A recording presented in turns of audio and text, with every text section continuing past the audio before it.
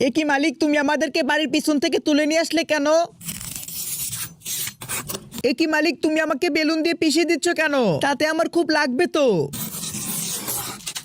হে হে হে, মালিক আমার গায়ে তো পানি লাগবে না, কারণ আমি হচ্ছে গিয়ে কচু পাতা, আর কচু পাতা কখনো পানি লাগে না। এখন ভালোই ভালো পানিগুলো ঝেড়ে ফেলো তো।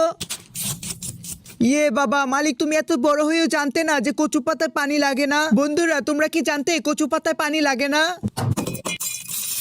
মালিক তুমি আমাদেরকে কচুর সাথে দিও না, কচুর সাথে দিলে অনেক চুলকায়।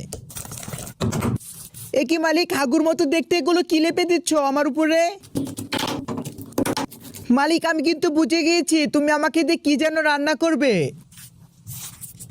তুমি শুধু একবার আমাকে রান্না করে খাও, তারপর আমি দেখাচ্ছি মজা। আমাকে খেলেই তোমার গলা চুলকাবে, দেখে নিও। বন্ধুরা, মালিক আমাকে এখন গিলবে, ততক্ষণে ভিডিওটিতে একটি লাইক দিয়ে দিও। আর আজকের মতো